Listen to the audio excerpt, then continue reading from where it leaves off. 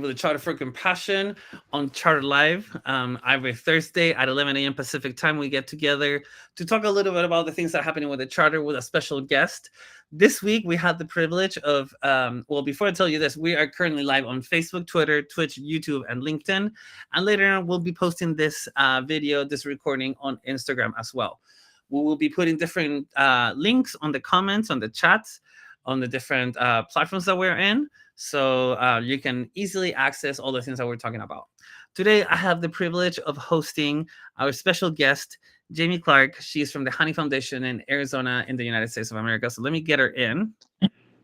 Hi, Jaime. How are you? Hi, how are you? Hi, everybody. Thank you so much for joining us. I'm so happy that you're here. Jaime and the Honey Foundation is one of the newest partners to the Charter for Compassion. So, Jaime, why don't you introduce yourself and tell us a little bit more about yourself? Okay, I'm Jaime Clark, and I'm the co-founder, president of the Honey Foundation, which is started in memory of my brother-in-law who passed away in 2011, who did acts of kindness in the community, and we realized that his stories are what inspired more kindness, and we shared it at his eulogy, and that inspired kindness in our community, and we just want to live in a world dedicated to kindness someday, and we've started doing a lot of great things, and I'm excited to talk more about it. Amazing. Hmm. So I'm sorry to hear about your brother-in-law. Um, Thank you. it's interesting how sometimes compassion comes to us all when we face some sort of difficulty, some sort of Correct. pain. Maybe we are the victim, maybe we're the one that got hurt, and Mhm. that somehow, thankfully, I guess in a way, um, makes us take action to be kinder to other people or to ourselves. And so, why don't you tell me a little bit more about like what was it about your brother-in-law that he was doing that inspired you to start this? Right. And it's actually one of our events that we keep going with our sponsors to create kindness and the Pay It Forward, teaching Pay It Forward in the community. He would actually bring money and roses to a local Starbucks coffee shop in Litchfield Park, Arizona. And a month before he passed, my mother-in-law had went on Mother's Day and received a rose and a free coffee. And she was like, who would do such a thing? And said, Scott Clark, a guy in the neighborhood. And she was like, that's my son. And that's actually my husband's identical twin brother. And so Oh, wild. yes. And so, I mean, my mother-in-law called, my husband, and my husband's like, oh, well, I'm the, look at my wonderful twin doing all this kindness in the community. And it was just a beautiful thing. But when, he passed a month later, we shared it. My husband shared it in his eulogy, which then inspired a group of our friends and family to do it for Father's Day and give roses and money to fathers, or not roses. We just gave out free coffees for fathers, and now we actually do it every Mother and Father's Day. We get sponsors that sponsor coffee shops, and the coffee shops get on board. And we give out free coffees, and we actually give out rose stickers instead of regular roses, because now it's gotten so big, it's hard to bring, all these roses everywhere. Oh, But that's it's a awesome. sticker. It's a really cool sticker, and we also give out a mug sticker for the dads, like greatest dad. It's really cool. Yeah. And we've actually had people add money to the gift cards to pay it forward more. So the whole point is to inspire more kindness, right? And it is beautiful. Wow, that's amazing. That's amazing. I mean, again, so sorry for the loss, but like what an incredible thing to turn Right. this pain and tragedy into something that affects not only you, but your community. Correct. And actually doing acts of kindness helps with grief. So, I mean, we've actually done so much studying about the benefits of doing acts of kindness for you mentally and physically. And grief is one of the things that helps with. And I will say it did help us with our grief. And we took something so tragic and are able to touch so many lives so positively, through his memory and his honor. Hmm. Whoa. Absolutely. And so tell us a little bit about the Honey Foundation, the the partnership that we're starting here with the charter. Tell me more about what you represent or who you represent in this space. Yeah, so while we, were doing this and learning about the acts of kindness and what they do, we started a true deed feed where you can actually go on our website, to our deed feed and actually see all the acts of kindness that people are recording.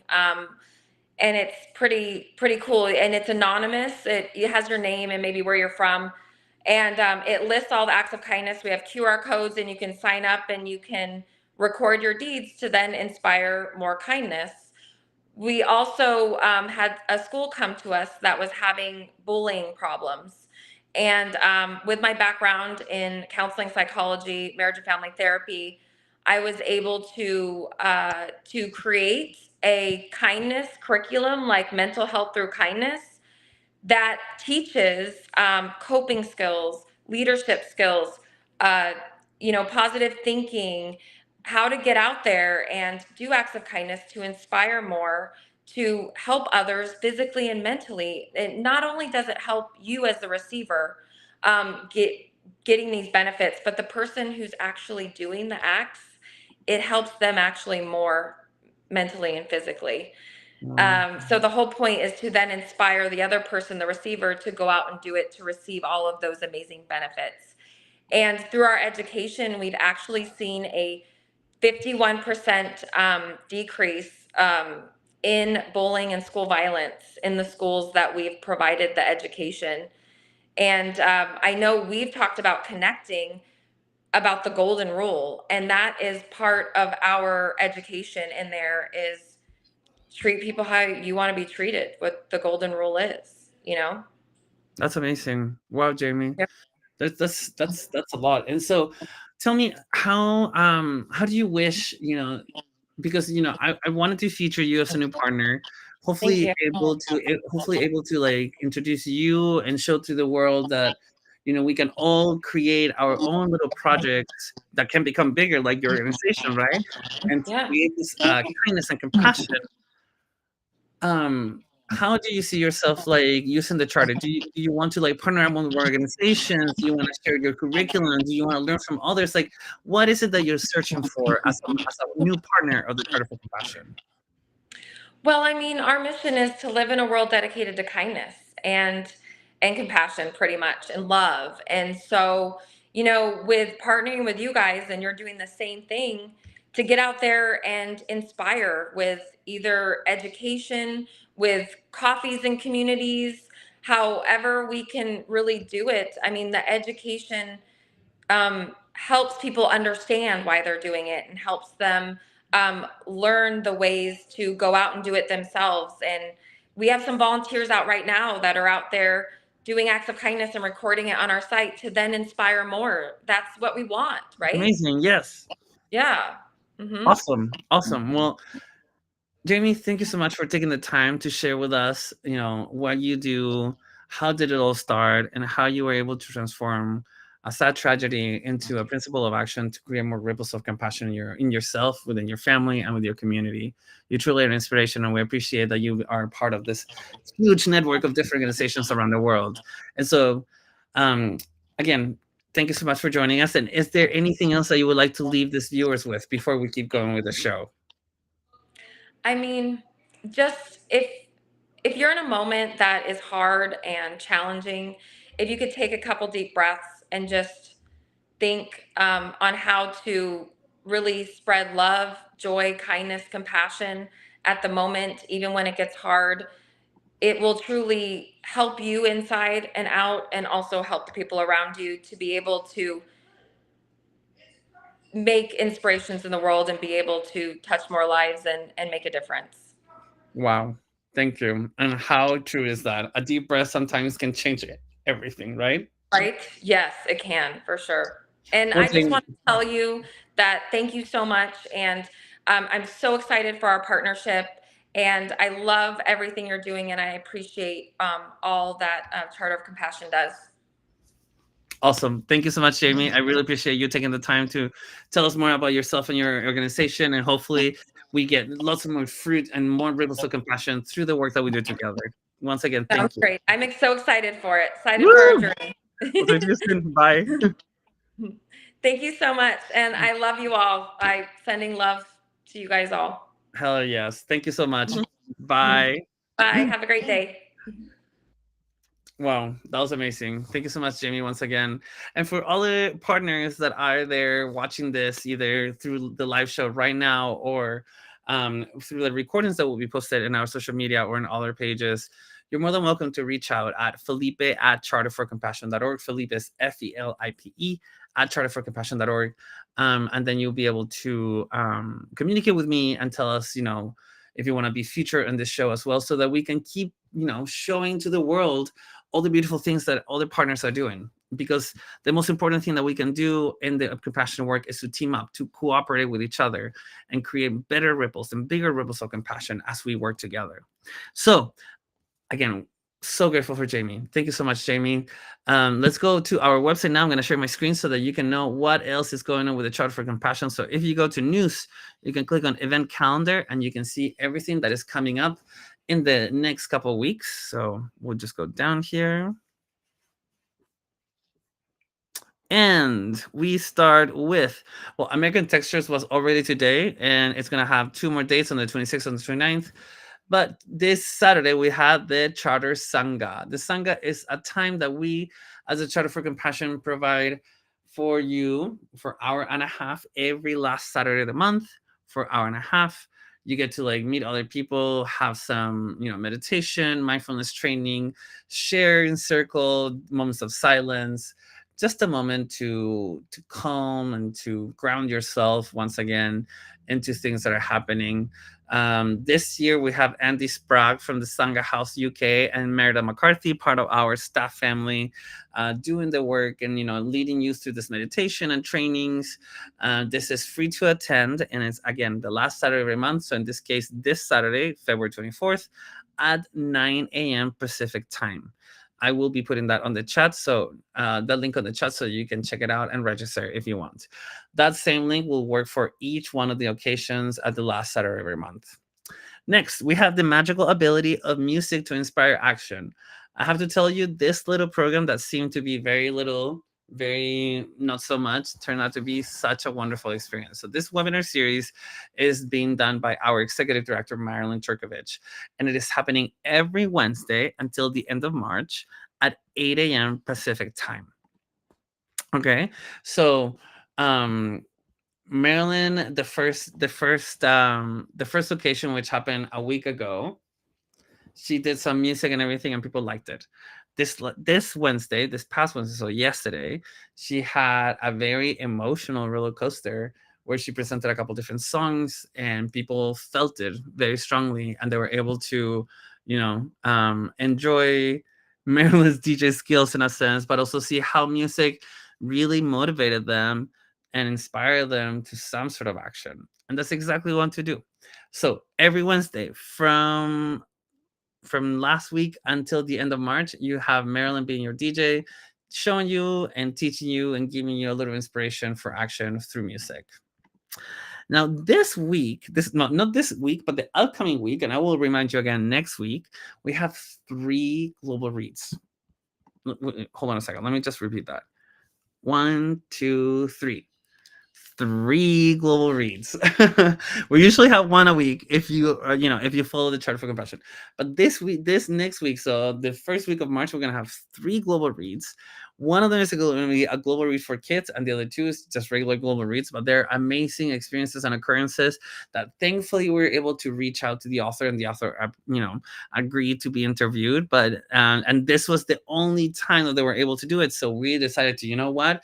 Let's go for it. Let's do this 3 global reads so that people can enjoy some incredible conversations with incredible authors in their incredible books. So first of all, we have a global read for kids and company. This is the special global read that is obviously for kids and company. This is going to be covering the book Big Karma and Little Kosmo. I mean, look at that illustration. How cute, right? So Big Karma and Little Cosmo help each other. This is going to be on Saturday, March 2nd at 9 a.m. Pacific time. And we're going to have the author, Karyn Ross, telling us about her book. And funny enough, the illustrator is going to be, our facilitator. So the person that will be asking questions and taking questions from the crowd and everything is going to be the illustrator of the book. And her name is Karen Light. So this is going to be a really fun global read for kids and company once again. So if you have a kid, a grandkid, a niece or a nephew, this is the time to maybe like have a little moment and gather around the screen, which sounds really weird to say, but gather around the screen and share a moment and talk about this book that is specifically for kids. So once again, we have Big Karma and Little Cosmo on Saturday, March 2nd at 9 a.m. So let me share again once again my screen so I can have a little bit more information there. So there it is. And then we have the Breathing Cure by Patrick McKeown. And this is going to be on Wednesday, March 6th at 9 a.m.